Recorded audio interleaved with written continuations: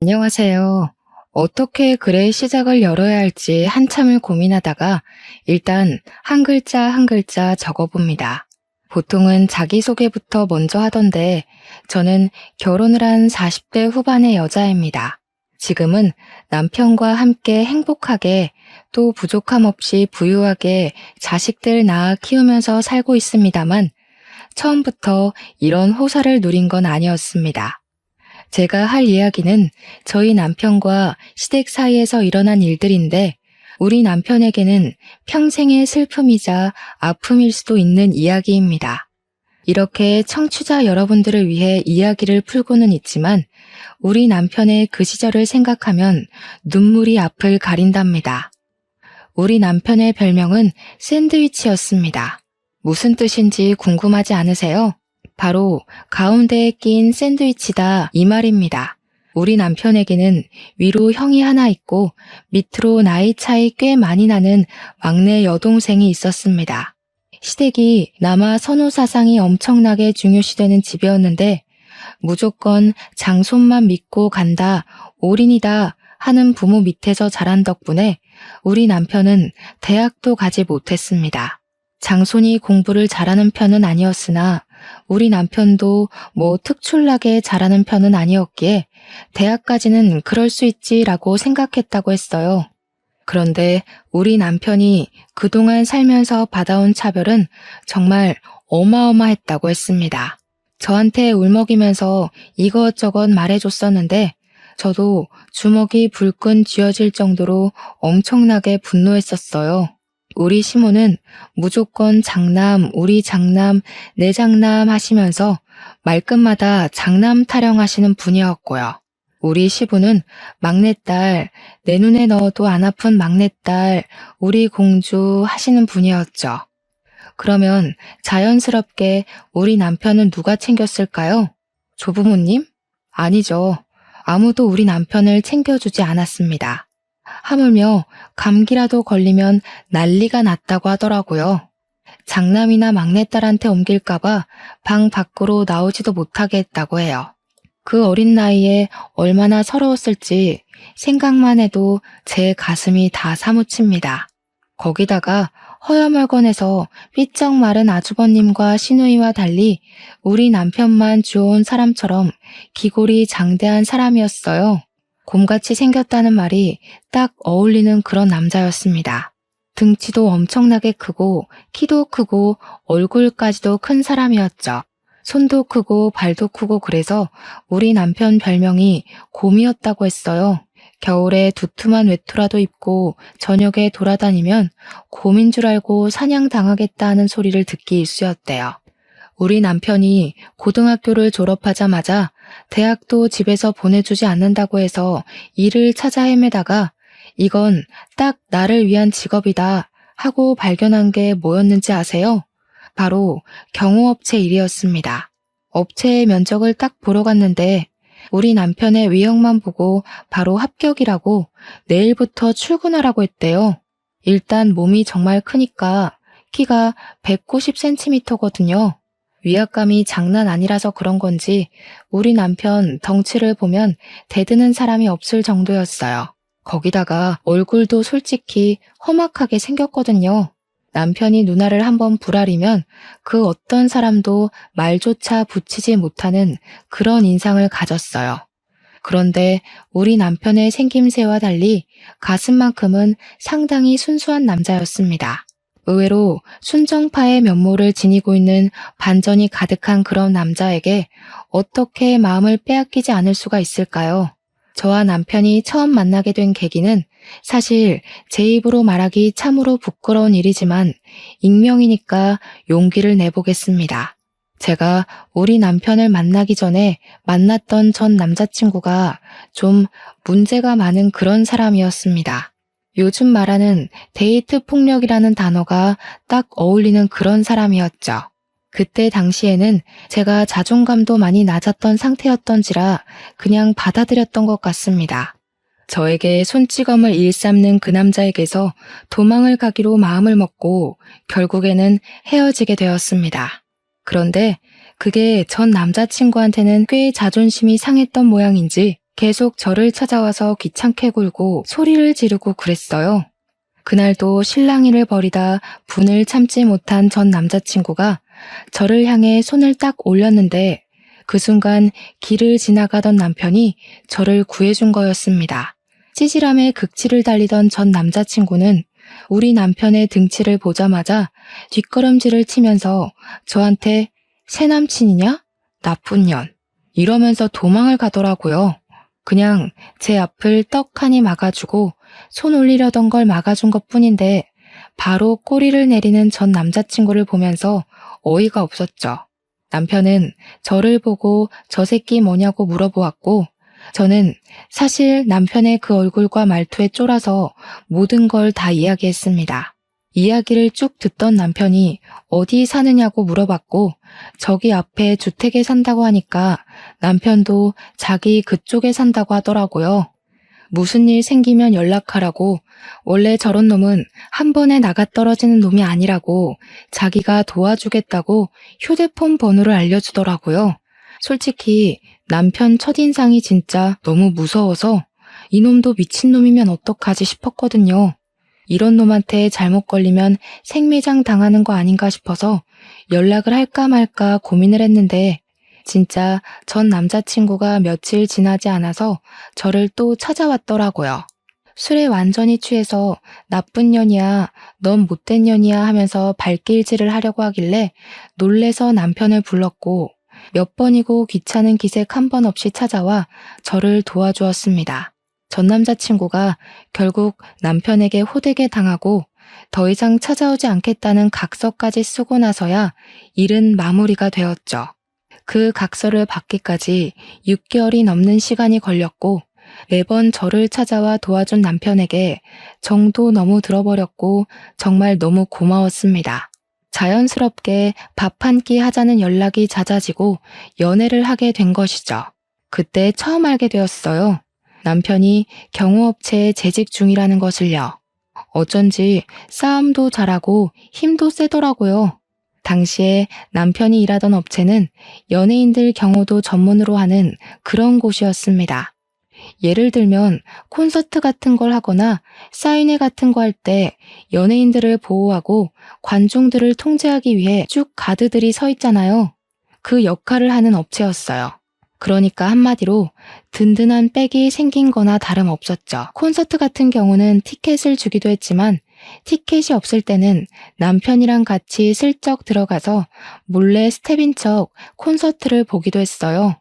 물론 그러면 안 되는 걸 알면서도 좋아하는 연예인이 공연을 한다고 하면 어떻게 해서든지 보러 가고 싶은 게 사람의 마음이잖아요. 거기다가 일을 할 때 남편의 모습은 뭐랄까 정말 무섭기도 했지만 너무 든든해서 멋있어 보였거든요. 저는 남편이 일하는 모습을 보여줄 때가 가장 듬직하고 좋았어요. 거기다가 우리 남편이 엄청나게 쑥맥이었거든요. 그렇게 험상궂게 생겨서 시도 때도 없이 얼굴이 붉어지는 걸 보면 그렇게 귀여울 수가 없었어요.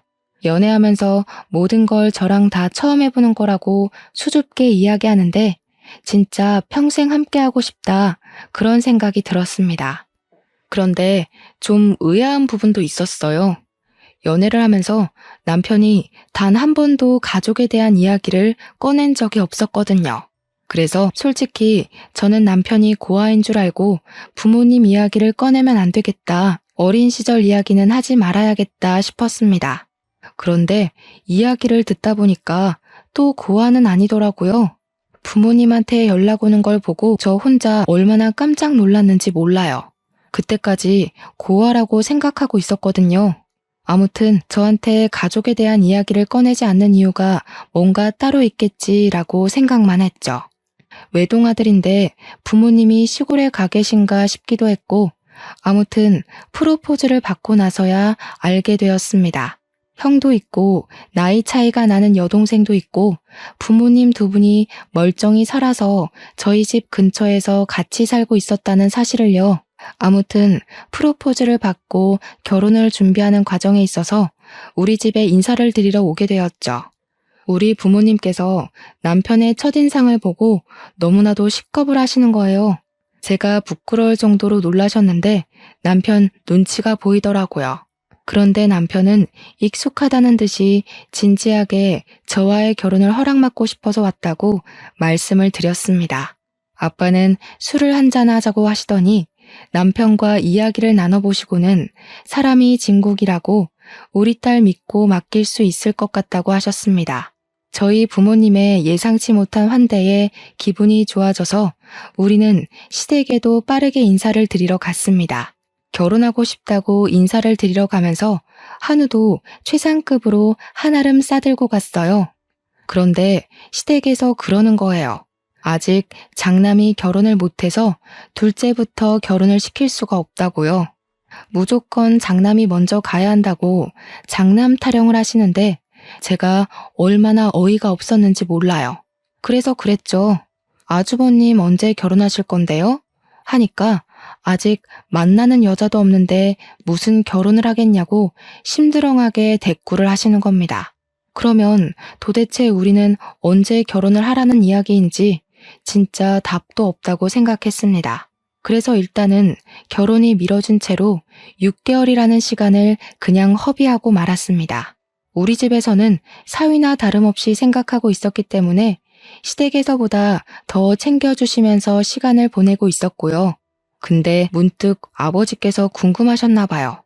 당장 내일이라도 결혼식장 들어갈 것처럼 굴어놓고 왜 준비도 안 하고 시간을 버리고 있냐고요. 그래서 제가 그냥 장남인 아주버님이 결혼을 해야지만 우리가 결혼할 수 있대 하고 대답을 하니까 아빠가 딱 그러시는 거예요. 자네 혹시 집안에서 차별을 받고 자랐나? 이렇게 물어보셨어요. 그러니까 우리 남편이 갑자기 닭똥 같은 눈물을 죽죽 흘리는 게 아니겠어요? 저랑 부모님 모두 다 놀래서 남편을 막 위로해 주었어요. 아버지께서 남편의 손을 꼭 잡아주더니 그 집 아들 하지 말고 우리 집 사위나 하라고 하면서 성을 내셨습니다. 자기도 차별의 서러움을 잘 알고 있다고 우리 집에서만큼은 내가 진짜 아들처럼 대해주겠네 하셨어요. 남편은 정말 장인어른을 아버지처럼 모시고 살겠다고 평생 나도 이런 따뜻한 대접받고 싶었다고 이야기를 했습니다. 그렇게 하하호호 하면서 우리 집에서의 분위기는 참 좋았어요. 그러던 와중에 제가 글쎄 혼전 임신을 하게 된 거예요. 우리한테는 너무나도 큰 축복이었지만 시댁에서는 난리도 그런 난리가 없었습니다. 어디 속도 위반을 할 수 있냐? 쪽팔려서 얼굴을 들고 다닐 수가 없다. 장남이 장가를 못 갔는데 어디 둘째네가 선수쳐서 애부터 가지냐고. 저한테 발랑 까졌네 어쨌네 입에도 담기 힘든 나쁜 소리들을 막 하셨습니다. 오죽하면 우리 남편이 됐다고 나 부모 없는 사람인 척 살 테니까 얼굴 보지 말고 절연하고 살자고 큰아들 타령하는 거 지겹다고 선언을 했어요. 그러니까 또 시부모님이 부모 자식 간의 인연이 얼마나 귀한 건데 그런 소리를 하냐고 남편을 달래기 시작했습니다. 나한테는 장남 결혼하면 그때 혼인신고를 하라고 이야기를 하는 거예요. 벌써 임신 8주 차가 되었는데 아주버님이 40주 전에 결혼을 할 수 있다고요? 진짜 이게 말인지 방귀인지도 모르겠더라고요. 결국에는 어떻게 했는지 아세요? 그때부터 매주 부랴부랴 아주버님이 선자리를 나가기 시작했습니다. 도대체 장남이 먼저 결혼을 해야 된다는 건 어느 나라 법이길래 아주버님도 피곤하고 저희도 피곤한 상황이 된 거죠. 시간은 속절없이 흘러가서 저는 출산이 임박했고 아주버님은 드디어 뜻이 맞는 여자를 만났는데 거기서 또 결혼식을 준비하려면 몇 개월이 걸리잖아요. 그 사이에 저는 아이를 낳게 되었고 더 이상은 기다릴 수 없다고 생각했습니다. 물론 저희 집에서도 시댁의 그런 처사에 매우 불쾌한 감정을 숨기지 않고 드러내고 있었고요. 우리가 먼저 혼인신고라도 하겠다고 아이 출생신고를 해야 하는데 미혼모로 올릴 수도 없는 거잖아요. 그랬더니 일주일만 기다리라고 시댁에서 난리법석을 떨더니 결국 장남이 먼저 혼인신고를 한 다음에 저희도 혼인신고를 하게 시키더라고요. 그때부터는 또 기다림의 연속이었습니다. 아주버님네가 혼인신고를 하고 결혼식 준비를 하는 동안에 저는 몸조리를 했어요. 아주버님이 식을 올려야지만 우리도 식을 올릴 수 있다는 시부모님의 명령 때문이었습니다. 진짜 너무 열받고 뒤집어 엎고 싶은 마음이 들었지만 아이도 낳았고 몸조리를 했어야 했기에 꾹 참았습니다. 우리 아이는 남편을 닮아서인지 태어나기 무섭게 쑥쑥 자라기 시작했고 저는 육아를 친정엄마와 같이 하면서 진짜 힘들지만 보람찬 시간을 보내고 있었어요. 정말 누굴 닮은 건지 모르겠지만 너무 귀엽고 사랑스러운 우리 아가를 보면서 하루하루가 새 삶을 사는 것 같더라고요. 모유 수유를 할 때나 아이가 잘 때나 기저귀를 갈아달라고 올 때나 정말 너무 예뻐서 깨물어주고 싶을 정도였습니다. 아이가 다칠까봐 겁이 나서 손톱 하나 제대로 깎아주지 못하는 남편을 보면서 속으로 얼마나 웃었는지 몰라요. 그렇게 행복한 나날을 보내고 있었는데 아주버님의 결혼식 날짜가 잡혔다는 이야기를 시댁으로부터 전해 들었습니다. 저희 보고도 결혼식 날짜를 슬슬 정하라고 상당히 인심 쓰듯이 이야기를 하시더라고요. 그러면서 장남이 결혼하고 얼마 되지 않아 차남이 결혼하는 거니까 간소하게 식을 올렸으면 좋겠다고 요구를 하셨습니다. 이미 애도 낳고 살고 있는데 결혼식이라는 게 중요하면 얼마나 중요하겠냐고 하시는 거예요. 그러는 아주버님은 호텔에서 아주 호화롭고 성대한 결혼식을 준비하고 계셨거든요. 여기서 더 충격적인 것은 아주버님의 결혼식 날짜가 우리의 돌날이랑 딱 겹치는 겁니다. 놀래서 시모한테 전화를 걸어서 어머님, 그날 우리 아이 첫 돌 행사를 한다고 말씀드렸잖아요. 했어요. 그랬더니 관심도 없었다는 목소리로 그랬니? 일주일 미뤄 하고 전화를 끊어버리시는 겁니다. 아무리 그래도 아주버님 결혼식이 가족 행사 중에 제일 큰 행사 아니겠냐고. 서러웠지만 별 수 있나요? 결국 우리의 돌날도 미루게 되었어요. 하필이면 예약이 다 차 있어서 한 달이나 뒤로 밀리게 되었습니다. 벼르고 벼르던 아주버님 결혼식 날 시댁 식구로서 만발의 준비를 하고 결혼식장에 도착해서 신부 대기실에 형님 되실 분께 인사를 드리러 갔어요. 그런데 이미 형님 친구분들이 다 와 계셔서 어쩔 수 없이 대기실 밖에서 친구분들이 사진 찍고 나오기를 기다리고 있었습니다. 그런데 친구들이며 형님이며 목소리가 얼마나 큰지 대기실 밖까지 대화 내용이 다 들리는 거예요. 진짜? 대박이다. 너무 부럽다. 하는 소리가 들리길래 무슨 이야기를 하시는 중인가 귀담아 들었죠. 대화 내용은 정말 충격적이었습니다. 글쎄, 우리 시부모님이 상가 건물만 3채를 가지고 계신 분들이거든요. 그중 하나를 장남이 결혼한다고 아주버님 명의로 떡하니 증여를 해주셨다는 거예요. 형님이 신이 난 목소리로 우리 부부 이제 건물주잖아 하면서 친구들한테 자랑을 하고 있는데 제가 진짜 너무 서운하더라고요. 물론 제가 막 건물에 욕심이 나서 남편이랑 결혼을 약속한 것도 아니고 탐이 나는 것도 아니긴 했지만 저희는 다세대 주택에서 힘들게 전세 얻어서 쌀 한 톨도 아껴가며 돈을 모으고 살고 있었는데 시댁에서도 아주버님네 결혼하는데 돈 많이 들어갔다고 저희한테 지원 못 해준다고 했었거든요. 결국 그 지원 못 해준다는 돈 모두 아주버님네로 들어갔고 건물까지 증여해줬다고 하니까 제 속이 쓰리더라고요. 부러움의 목소리가 한껏 고조된 대기실 안으로 아이를 안고 그냥 들어갔어요. 결혼 축하드려요 하면서 아이를 안고 들어갔으니까요. 한번 안아보실래요? 하고 저희 애를 딱 보여드렸는데 형님이 질색을 하시더라고요. 드레스 망가져요. 됐어요. 내 드레스에 아기 침이라도 묻으면 어떡해? 하는데 순간 무안하더라고요. 아무리 그래도 시족하잖아요. 근데 그 순간 형님 친구들이 속닥속닥 하는 게 보이는 거예요. 아, 저기가 그 사고 쳐서 애부터 나왔다는 이런 소리가 들리는데 해도 해도 너무하더라고요. 그래서 제가 한껏 형님 친구들을 째려봤어요. 그러니까 헛기침을 하면서 어머, 성격도 드센가 봐. 우리 지연이 어떡하냐? 동서한테 몰매 맞는 거 아니야? 이러더라고요. 형님 이름이 지연이거든요. 제가 진짜 어처구니가 없어서 결혼식을 어떻게 본 건지 기억도 안 나요.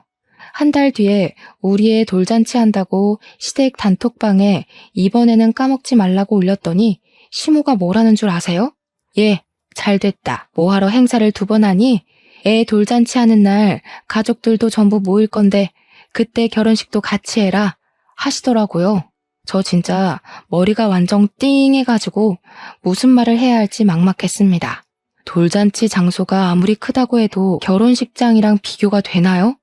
남편이 우리 결혼식 제대로 할 거라고 이야기를 하니까 시모가 생각 없다면서 손님들이 바로 또 오겠냐고 대충 하라고 하시는 겁니다. 어차피 축의금 거두려고 결혼식 하는 거 아니냐고, 돌잔치하고 얼마 안 있어서 결혼식까지 하면 사람들이 욕한다고 하더라고요.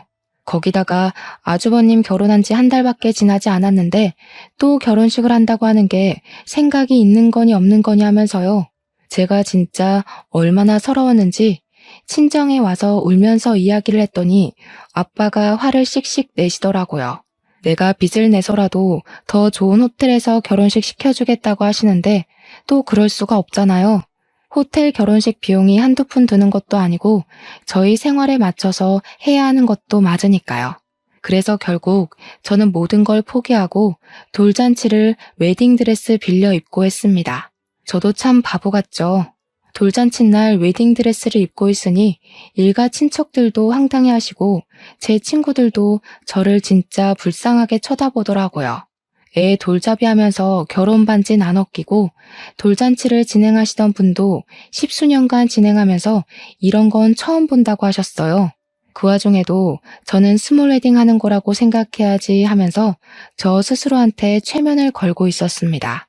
시부모님이 막상 그 꼴을 보고 좀 민망해 하시기도 하고 미안하시기도 했는지 신혼여행은 보내주시더라고요. 근데 웃긴 게 아주버님네는 선물도 주시고 신혼여행도 하와이로 화려하게 보내주셨거든요. 저희한테는 필리핀 세부 정도 다녀오면 충분하지 않냐고 풀 패키지로 엄청 싼 거 끊어서 보내주셨어요. 패키지 일정이라 관광지만 내내 돌아다녀야 해서 신혼 첫날 밤은 무슨 쉴 틈이 생기면 잠만 퍼질러 잤습니다. 제가 그때 이후로 절대 패키지 여행은 다니지 않고 있어요. 물론 재미도 있긴 했지만 우리도 좀 럭셔리 휴양지 이런 거를 기대했는데 호텔 방도 여관방 같은 곳이었고 여러모로 신혼여행이랑은 맞지 않았죠. 신혼여행을 다녀와서 남편이랑 저랑은 제대로 결심을 했습니다. 앞으로 무슨 일이 어떻게 벌어지더라도 시댁에는 최소한의 자식 간의 도리만 하고 살자고요. 몇 년 뒤 막내 신우가 결혼할 때도 호텔에서 엄청 비싼 뷔페까지 대령해가며 결혼시키는 거 보고 남편도 그제야 모든 마음을 접더라고요. 안부 전화도 하지 말고 오랄 때까지 가지도 말자고. 아프든 말든 돈이 있든 없든 신경 쓰지 말고 살자고 했어요. 저도 남편이 모든 걸 포기하고 나니까 한결 마음이 가벼워져서 남편 말에 따르기로 했죠. 더 웃긴 건 뭔지 아세요? 막내 신우한테도 건물을 한 채 증여해줬다는 겁니다. 우리 남편한테만 쏙 빼놓고 건물 3채 중에 2채를 자식들에게 증여를 한 거죠. 우리 남편 입장에서는 얼마나 짜증나고 서러웠겠습니까? 자식이 아닌 저도 짜증나고 서러운데 다시 신혼여행 이후로 돌아와서 예상치 못하게 우리는 신혼여행지에서 둘째를 가지게 되었습니다. 어영부영 시간이 흐르고 친정의 도움을 받아서 둘째까지 잘 낳고 조리까지 잘했어요. 저희가 아이를 2이나 낳는 동안 형님네는 아이가 생기지 않는 건지 낳지 않기로 한 건지 모르겠는데 아이 소식이 없었습니다. 형님 성격상 아이를 낳지 않겠다고 선언하시고도 충분하신 분이라 그냥 그런가 보다 하고 신경 쓰지 않았죠. 그런데 제가 첫 아이는 딸을 낳았었지만 둘째는 아들을 낳았거든요. 남아 선호사상 진하게 있으신 분들이라 제가 아들을 낳았을 때는 정말 병원으로 이것저것 엄청 보내주셨었어요. 매일같이 찾아와서 우리 손주 하시면서 얼굴을 보고 가시기도 했고요. 그런데 우리 아이가 한 100일쯤 되었을 때 예상치도 못한 일이 또다시 터지고 말았습니다. 시댁에서 오랜만에 호출이 왔기에 갈까 말까 고민하다가 둘째는 예뻐해 주셨기에 아이를 데리고 갔거든요. 그런데 시모가 저를 보면서 엄청나게 근심 걱정이 가득한 얼굴로 이야기를 하시더라고요. 예, 첫째 내가 글쎄 불임은 아닌데 임신이 좀 힘들다고 하더라. 우리 장남이 아이를 낳아야 내가 조상님들께 면이 서는데 말이야. 에휴, 거기다가 첫째 며느리가 글쎄 애 낳으면 몸매가 망가진다고 출산을 거부하는 모양이더라고. 어머님 속이 많이 상하시겠네요. 장남이 대를 이어야 한다고 계속 말씀하셨잖아요. 그렇지. 그래서 말인데 너네 둘째가 아들이잖니? 얘를 우리 장남이 키우는 건 어떨까 싶은데. 처음에 어머님이 무슨 말씀을 하시는 건지 몰라서 눈만 동그랗게 뜨고 있었어요. 알고 보니까 우리 둘째는 아주버님네 입양을 시키자는 이야기였습니다. 저는 너무 어이가 없고 놀랍고 저런 생각을 할 수 있다는 거에 기겁을 해서 어머님 정신 나갔어요? 하고 소리를 질렀어요. 아니, 이게 말이나 되는 소리예요? 제 아들을 지금 누굴 줘요? 시부모한테 정신 나갔어요는 어디서 배워먹은 말버릇이야? 내가 뭐 남주자고 그랬어? 너네가 낳은 거야 잘 알지. 그런데 키우는 건 큰애네가 하자는 거 아니냐? 그래, 아무래도 장남네가 아들을 키워야 면이 서지 않겠니? 너도 잘 생각해봐라. 걔네 건물만 2채나 가진 부자야. 우리가 첫째 결혼하고 나서 장남한테도 한 채, 맏며느리한테도 한 채 나눠주지 않았니? 건물 3채 있던 것 중에 2채만 증여한 줄 알았더니 3채를 모두 증여했던 것이었습니다. 아주버님네 2채, 시누이네 1채요. 그 이야기를 아무것도 주지 않은 둘째 며느리인 저한테 당당하게 이야기를 하시는데 평소에 얼마나 우리 남편을 무시했으면 저런 소리를 뻔뻔하게 할까 싶었습니다. 저는 정말 머리가 획가닥 돌아버리는 듯한 느낌을 받았어요. 저한테 계속 돈 많은 부모 가진 게 얼마나 덕인 줄 아냐? 너네 아들도 장남네 집에 입양되면 기뻐할 거다 하면서 말도 안 되는 소리로 저를 설득하시는 겁니다. 제가 그 말에 당연히 넘어갈 거라고 생각했는지 너네한테도 내가 섭섭지 않게 돈을 좀 줄게 하시는데 너무 열이 받았습니다. 지금 우리 남편한테는 한 채도 주지 않으시고 아주버님과 시누이만 챙기신 주제에 저보고 10달을 품어 낳은 아들까지 아주버님네로 입양시키자는 게 말이에요? 우리 남편은 무슨 사생아입니까? 밖에서 나온 자식이라서 챙기질 않는 거예요? 그렇게 이야기를 하니까 시부모님이 아주 학을 떼면서 무슨 소리를 하는 거냐고 우리 둘째도 자기 배 아파 낳은 아들이라는 겁니다. 그러면서도 부잣집에서 태어난다는 게 얼마나 축복인 줄 아냐고 아들 하나 더 낳으면 되는 거 아니냐고 둘째네는 형님네에 입양을 시키재요. 그래서 제가 그랬죠. 이거 아주버님네도 동의한 거 맞냐고요. 형님이 결혼식 날 우리 애 한번 안아보시라고 이야기하니까 침 떨어져서 싫다고 하셨던 사람이라고. 그랬더니 시모가 자기들도 생판 남 입양하는 것보다야 자기 핏줄 입양하는 게 낫다고 하더라 하시는 거예요. 그러니까 한마디로 우리 남편과 저의 의견을 빼놓고 자기들끼리 이미 입을 다 맞춘 상태였다는 거죠. 입양 절차도 다 알아봤으니까 손 쓸 거 하나도 없다고 애만 두고 가라는데 열받아서 눈물이 다 나더라고요. 애 절대 못 준다고 앞으로 우리한테 연락하지도 말고 찾아오지도 말라고 했습니다. 경찰에 신고할 거라고 접근 금지라도 받아오겠다고 하면서 여태까지 그렇게 사셨듯이 둘째 아들 없는 셈 치고 사셔라 했어요. 출근한 우리 남편에게 울면서 전화해서 이 모든 이야기를 해주니까 남편이 당장 시댁으로 찾아가겠다고 난리를 치더라고요. 그날 저녁에 퇴근하고 시댁에 가서 한바탕 남편이 뒤집어 엎고는 집으로 돌아와서 제 손을 꼭 잡아주었습니다. 저도 배신감을 느끼고 아파하는 남편을 위로해 주었죠. 그날 이후로 완벽하게 절연이라면서 남편이 휴대폰 번호도 바꿔버리고 저도 완전히 시댁 번호까지 싹 차단해버렸어요. 그렇게 몇 개월이 더 지난 어느 날 남편네 경호업체 대표가 남편에게 할 말이 있다고 불렀다고 하더라고요. 남편이 거의 초창기 멤버이고 남편만큼 오래 그 업체에서 일한 사람이 없었기에 남편은 은근히 긴장한 상태로 대표를 만나러 갔습니다. 근데 대표가 그랬대요. 자기 이민 가서 자식들이랑 오순도순 살아보고 싶다면서 업체를 맡아서 키울 생각이 있냐고요. 권리금을 조금만 받고 사업체를 아예 남편 이름으로 넘겨주고 싶다고 했다는 겁니다. 오랜 시간 지켜본 결과 남편만큼 사업체에 대한 이해도도 높고 운영을 잘할 사람이 없을 것 같다는 이유였어요. 남편은 처음에 대표직을 맡고도 이민 가서 살아라. 내가 여기서 현장을 돌보겠다 했는데 대표님이 거절했대요. 한국에 나오고 싶은 생각도 없고 굳은 일 맡겨놓고 혼자 태평하게 살 위인이 못 된다고요. 남편은 업체를 인수하고 싶어 했고 꽤 자리가 탄탄한 업체였기에 포기하기엔 아쉬웠던 거죠. 영혼까지 모은 돈을 다 끌어모아도 권리금을 다 모으기엔 4,500만 원 정도가 비었어요. 추가 대출도 안 되는 상황이었고 결국 막다른 골목 끝에 몰린 저희는 시댁에 연락을 하게 되었습니다. 4,500만 원이 필요하니까 형이랑 형수한테 건물 준 거 더 이상 치졸하게 굴지 않겠다. 그 돈만 빌려달라고 했어요. 그랬더니 시모가 그럼 너네 둘째 아들 내놔 이러더라고요.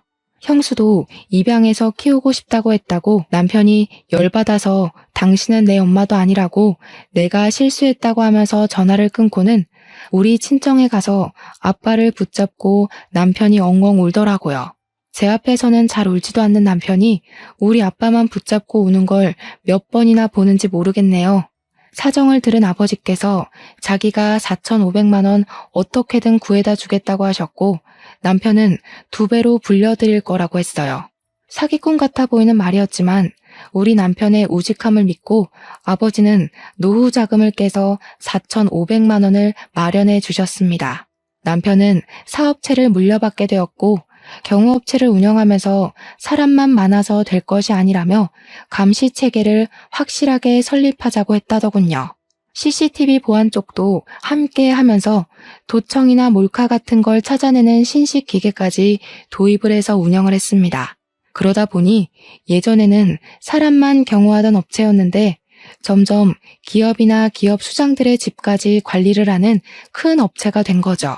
완전히 비밀스러운 1:1 보안업체 같은 회사로 자리를 잡았다고나 할까요? 경매 같은 것이 열릴 때에도 우리 남편 업체로 직접 연락이 와서 고가의 상품 경호를 맡기기도 했습니다. 한마디로 대박이 터지게 된 거죠.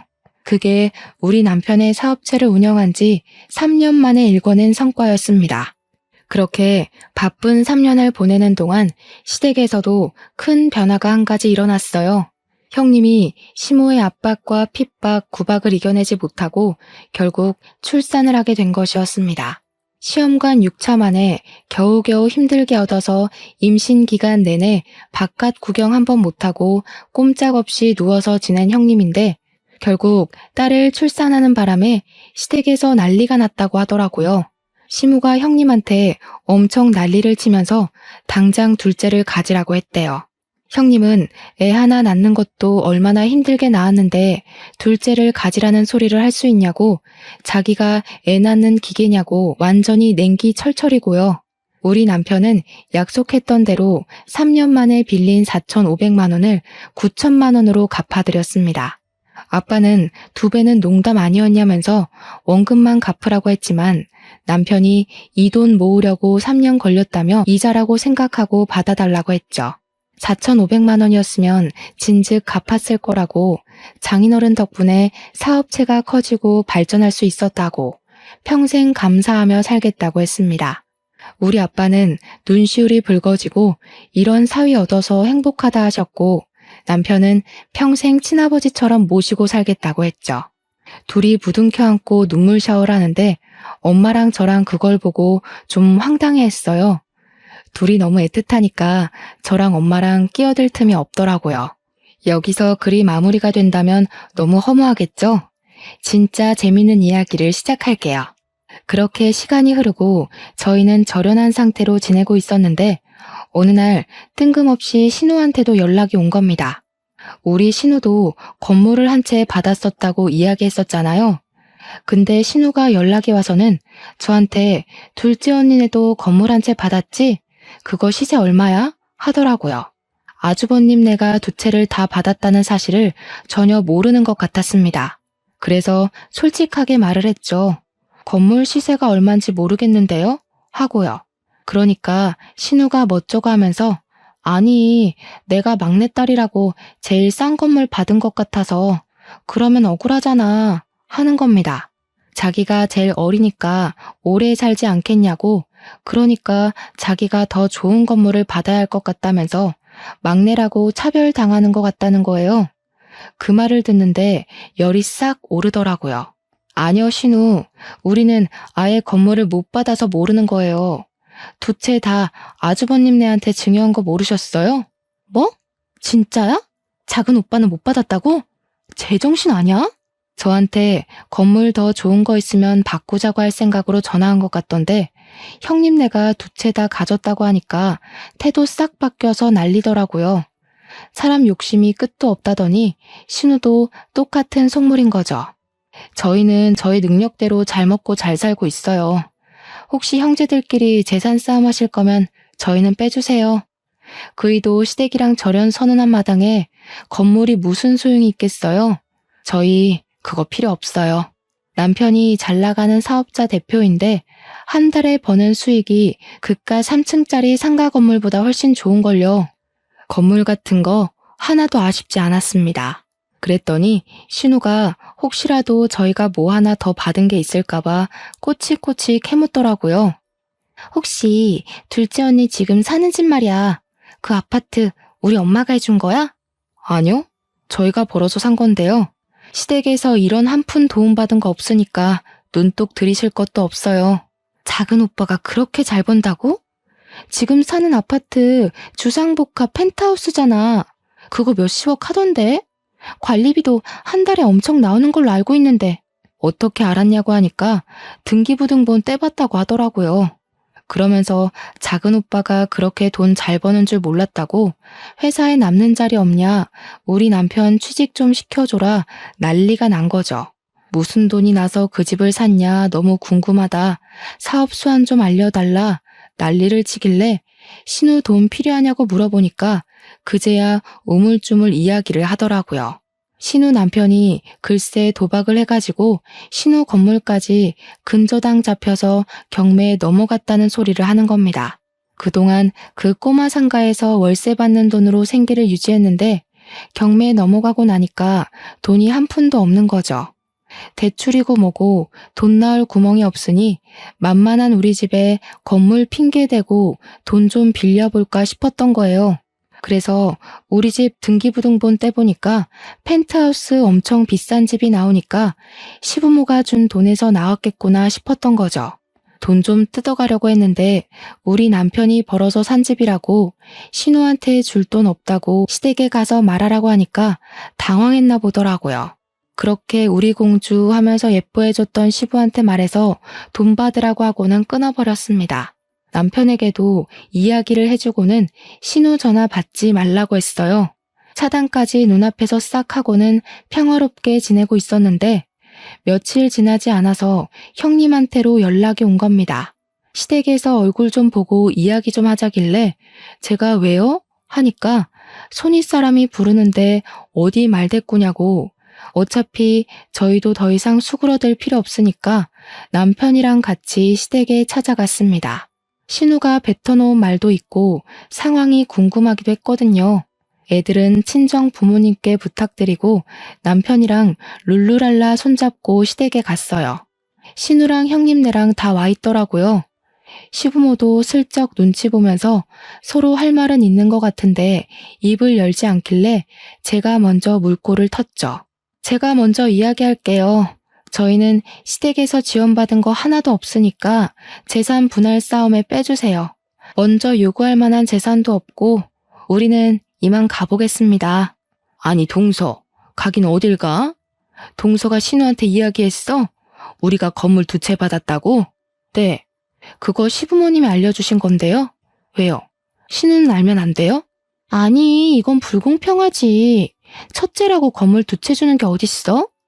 막내라고 신우는 하나 챙겼잖아요. 샌드위치 우리 남편은 하나도 못 챙겼는데. 그리고 그 건물 주인 찾는다 치면 우리 거지 신우 거는 아니잖아요. 나 정말 죽게 생겼다니까. 2억만 해달라고 2억. 형님, 신우한테 2억 해줘요. 20억짜리 건물 가져갔으면 10%는 해줄 수 있잖아. 우리도 그 건물 없어. 남편이 사업한다고 건물로 대출받았다가 다 날려먹었단 말이야. 아니, 그게 무슨 소리야? 무슨 소리긴요. 그이가 사업한다고 건물로 대출받았다가 다 날려먹고 하나 남은 건물도 곧 넘어간다고요. 그 소리에 시부모님은 거의 뒤로 넘어가셨습니다. 야, 이 녀석들아. 우리가 평생을 일궈서 산 건물을 나눠줬으면 잘 쓸 생각을 해야지. 터무니없는 짓을 벌여서 다 날려먹어?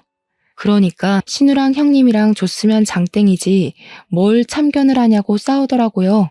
저랑 남편은 그냥 강 건너 불구경했죠. 그러니 시모도 체념한 듯 너네 빚이니까 너네 알아서 하라고 하시더라고요. 신우랑 아주버님이랑 둘 다 난리가 났는데 저희는 그러든지 말든지 안녕히 계세요 하고 나왔습니다. 그렇게 6개월이 더 지났어요. 6개월 동안 물론 신우고 아주버님이고 할 거 없이 집에 찾아와 남편 회사 찾아와 돈 좀 빌려달라고 어깃장을 놓고 난리를 쳤죠. 우리 남편은 당연히 딱 잘라서 거절했고요. 어느 날 집에 엄마랑 같이 아이를 보고 있다가 시부모님이 찾아와서 깜짝 놀랐습니다. 그런데 둘 다 짐을 한아름 싸들고 온 거 아니겠어요?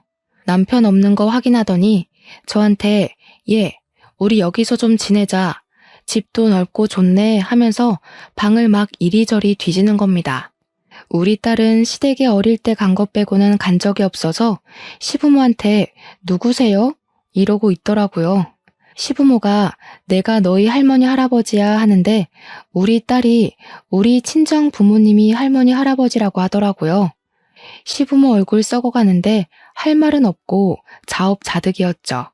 저는 시부모한테 우리 집에 당신들 누워서 잘 방 없다고 나가라고 했더니 시부모는 네가 이러니까 이쁨 못 받은 거라고 난리를 쳤습니다.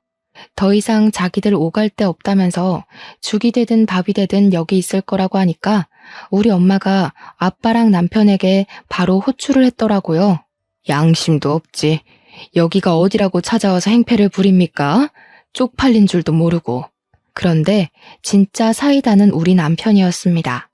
남편이 업체 직원들을 데리고 집으로 온 거예요. 경찰까지 불러서요. 남편이 새로 보안 시큐리티를 운영하면서 경찰이랑 협업을 하고 있었거든요. 경매나 국보 같은 거 경호할 때도 있어서요. 시부모 양팔을 떡하니 잡더니 짐까지 다 들어서 직원들이 시부모를 집 밖으로 내쫓더라고요. 시부모는 이게 무슨 짓이냐고 제가 우리 아들이라고 하는데 남편이 그랬어요. 나 부모 없다니까? 우리 애를 4,500만 원에 팔아넘기라고 했을 때 절연했잖아. 지난번에 혹시나 반성하는가 싶어서 우리 부른 건 줄 알았더니 사과 한마디 없었잖아. 당신 애들 같은 부모 없어 나는. 그러니까 알아서들 사쇼. 결국 첫째가 우리 집까지 홀라당 해먹었다. 우리가 갈 곳이 없어. 걔가 그렇게 마이너스의 손일 줄 알았겠니? 이럴 줄 알았으면 너를 챙기는 건데. 경찰관님, 고생 좀 해주세요. 이 사람들 주거 침입으로 넣어주시고요. 시부모 표정이 정말 허옇게 질린 와중에 저는 딸한테 저분들한테 인사드려 예의는 차려야지 했어요. 우리 딸이 네 안녕히 가세요 하더라고요.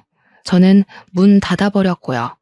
한참을 집 앞에서 경찰이랑 실랑이를 하는 것 같았던 시부모는 결국 경찰차를 타고 사라졌습니다. 나중에 아주버님네랑 신우네랑 번갈아 가면서 부모한테 너무하는 거 아니냐 하는데 남편이 그러더라고요. 너네 엄마 아빠지 우리 엄마 아빠 아니라고요. 우리 엄마가 속이 시원하긴 한데 그래도 마음이 편하진 않다고 하니까 아빠가 그러더라고요. 차별이라는 게 얼마나 서러운 건지 몰라서 하는 소리라고. 이제 와서 저러는 거 뭐가 좋다고 받아주냐고 절대 받아주면 안 된다고요. 남편 보고 술이나 한잔하자고 하시더니 둘이 열심히 앞으로 삶을 어떻게 살 것인가에 꽂혀서 이야기를 나누시더라고요. 저는 우리 남편의 모든 결정을 지지하고 응원하기로 마음먹었습니다. 부모 자식 간의 연을 끊는다는 게 정말 힘든 일인지 알지만 남편의 결심을 흔들지 않으려고 해요. 제 이야기 어떠셨나요? 재미있으셨죠? 저도 앞으로 사이다 마실 날만 가득하길 바라고 있습니다. 오늘도 좋은 하루 보내시길 바라면서 제 사연은 여기서 마치도록 하겠습니다.